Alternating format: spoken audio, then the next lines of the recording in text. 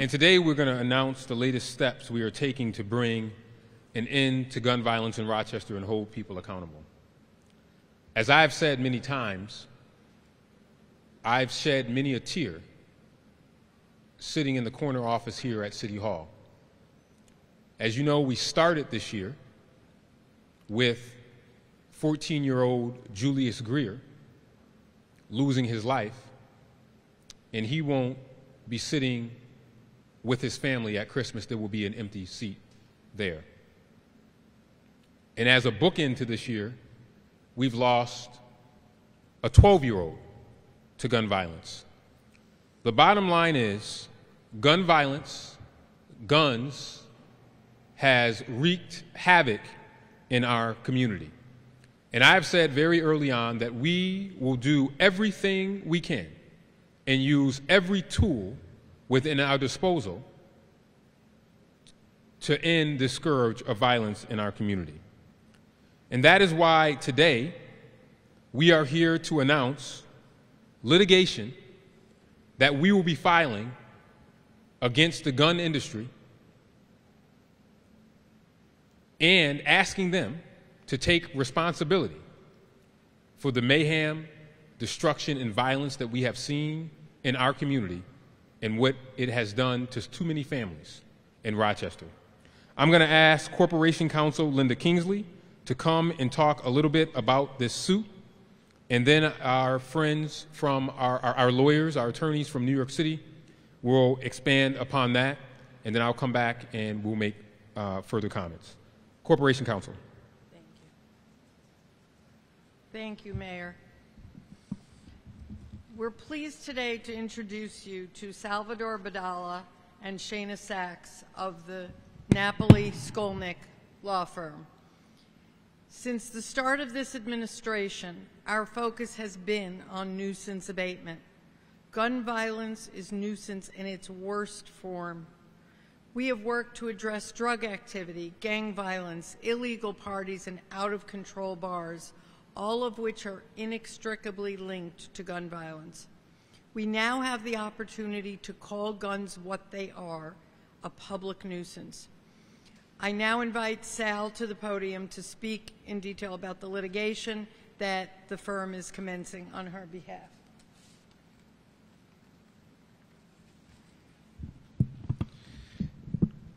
Thank you and good afternoon. First, I want to congratulate Mayor Evans as well as Corporation Counsel Linda Kingsley for a monumental day.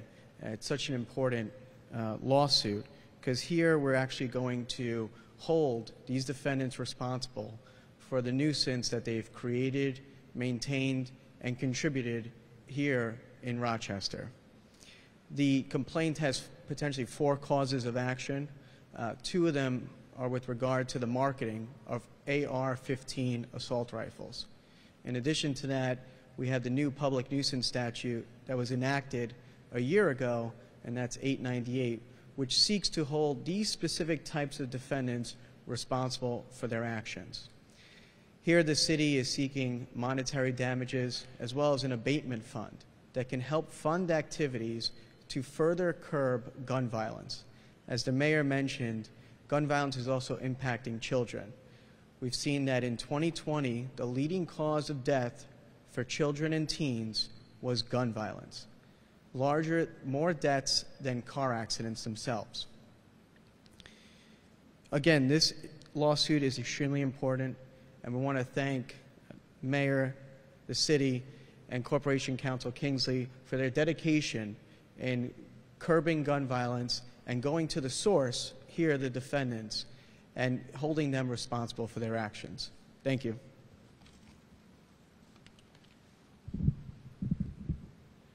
I want to invite my friend and colleague, Councilmember Willie Lightfoot, to the podium.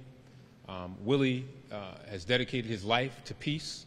He's worked, be it through the Rock Against Gun Violence, shoulder to shoulder with me on this issue of gun violence. But this is something that we understand, that we have to use every tool we can in our arsenal in order to stop this plague of violence. So, Councilmember Lightfoot.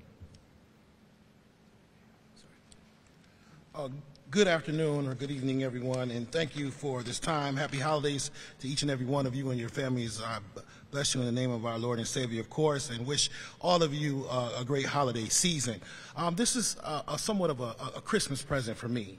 I have a few words that were on topic or that I've written down, and then a few that I have not. I speak from my heart. But I want to thank the Mayor Evans and his administration, of course, under the Law Department under the direction of Linda Kingsley for their leadership. He has done and they have done many things to help heal our city from gun violence, and I appreciate and we appreciate everything that our mayor and his administration has done to get guns off the street. Rochester, to be very clear, this is huge. This is a huge, monumental, historic opportunity here. When you look at examples of the impact of what is happening here today, you just simply have to look at the tobacco industry, look at the opiate industry to really see the impact that this has when changing the course of action of how manufacturers handle when they're hit in their bottom line, which is their pocket. If you really want to change the industries and things, you have to go to the source. So today, that's what's happening here. They're going to the source. Today, our mayor, on behalf of the city, is announcing that we have filed a lawsuit against the gun industry.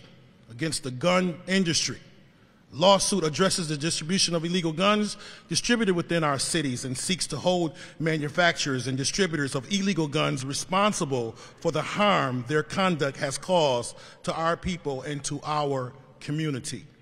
Enabling illegal guns use destroys our way of life in the city and affects our neighborhoods, especially where people of color and the disadvantaged live. I am proud to stand up to this industry and with the safety of the people living and visiting our beautiful city. My thanks goes again to Mayor Evans for his ongoing leadership against gun violence. This lawsuit will not be easy, folks.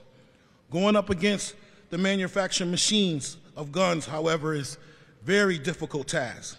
This law firm is taking that task on, and I'm very confident that they will be able to lead that task and lead us to success in the endeavors of the lawsuits. However, we will, with the help of God, forge ahead. If we save one life, it's worth the effort. Blessings to you all, and thank you for this opportunity. Thank you, Council Member. I hope that we will see transformational change in our city. We know that there are no gun manufacturers in Rochester. We know that there are no gun shops in Rochester. But we know that guns flow into this city like the great waters of the Genesee. And those illegal guns have had just a negative impact on our community. And I'm thinking about all of the families during this time of the year, during this holiday season, that have had to deal with the ravages of gun violence, the calls that we get in the mayor's office, and those that are no longer here that won't get to see their full potential as a result of being cut down by illegal guns. So I want to thank again the law firm, Sel, thank you to you and your team, Ms. Sachs, for coming here today and taking on this fight. But I want to remind folks, we were very successful with the opioid lawsuits that we had. And as a result, we now have a fund at the City of Rochester that is filled with opioid settlement funds because we took on the drug industry and the detrimental effect that opioids had in our community. And I believe that we can do the same thing with the gun industry. So I also want to add that the Rochester Police Department has recovered. Chief, what are we up to this year? Are we up to over? We're over 700. Over 700, mostly illegal firearms this year. Think about that. In a city our size, over 700 illegal firearms this year. That's a whole lot of illegal guns. And I look at this number every day. 85% of the homicides were used with guns, almost all those guns, illegal guns. Last year in Monroe County, every single, you all heard me say this before, last year in Monroe County, every single homicide in Monroe County last year was done with an illegal gun. So we aren't going after law-abiding citizens. I got many family members that carry guns. They are law-abiding citizens. But we do need to go after an industry that has allowed the flow of guns to come in poor communities. And lastly, I'll say, as a reminder, top 5 poorest cities in the country, Rochester is one of them. Top 5 poorest zip codes in New York State. Of the top 5, 3 of them are in Rochester. Top 25 poorest zip codes in New York State, 5 of them are in Rochester.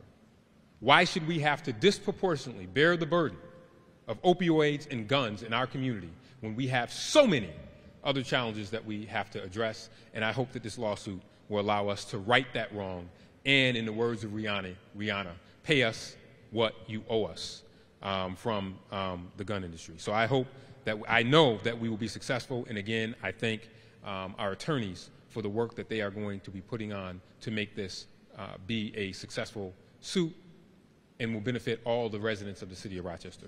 With that, we'll take your questions. And again, we're not taking any off-topic questions. All questions need to be related to the suit. We want this to be the focus of the day. And I'm going to, any questions related to this, I'm going to turn them over to our experts who can answer those questions. But yes, question, Mr. Garzone, good seeing you. Yes, happy holidays.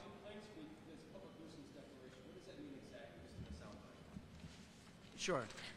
In plain speak, it's that these defendants have not put in the right controls to prevent the flow of guns going into the community, and then holding them responsible and setting up an abatement fund where we can have intervention, education, for example. Yes, Mr. Mucinek.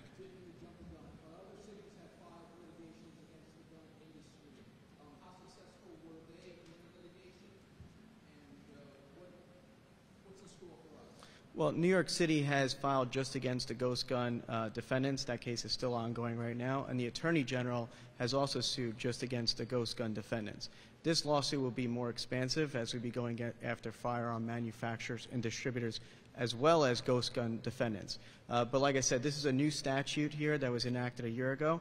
So we'll see how successful it is. But we were successful with the public nuisance as to opioids. So we think that really created a path forward to us in a similar litigation. Here we have the flood of illegal guns coming into the community. Are you also going after assault weapons and long guns?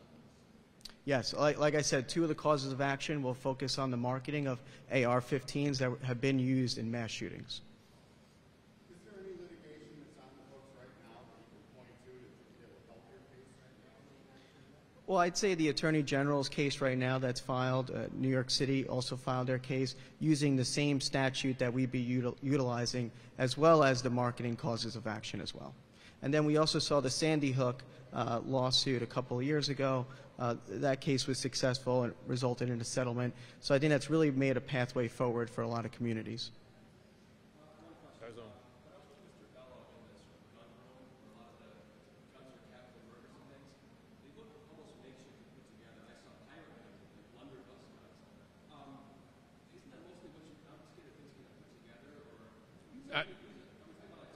Well, Chief, we confiscate some of everything, some of those, but Chief, if you want to talk about some of the guns that we've seen.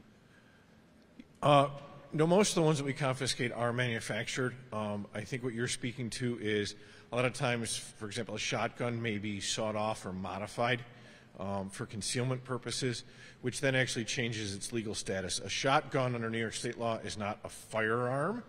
It's a shotgun, but it doesn't fall under the same statute as a handgun. But if you shorten the barrel, shorten the stock, it becomes a firearm, and therefore it's charged differently. Say it again. None. This has nothing to do with legal gun owners, and I want to be clear about that, because sometimes what people try to do is try to change the narrative and say that we're going after legal gun owners. I support legal gun owners. I got a lot of them in my family. This has nothing to do with legal gun owners. And again, I'll take you to my last point. We know that we have guns that are flooding into this community, and every gun that was used in a homicide last year was an illegal firearm. People have access to guns like candy, like water of the Genesee, and that is what we are seeking to put a stop to. Nothing to do with legal gun owners.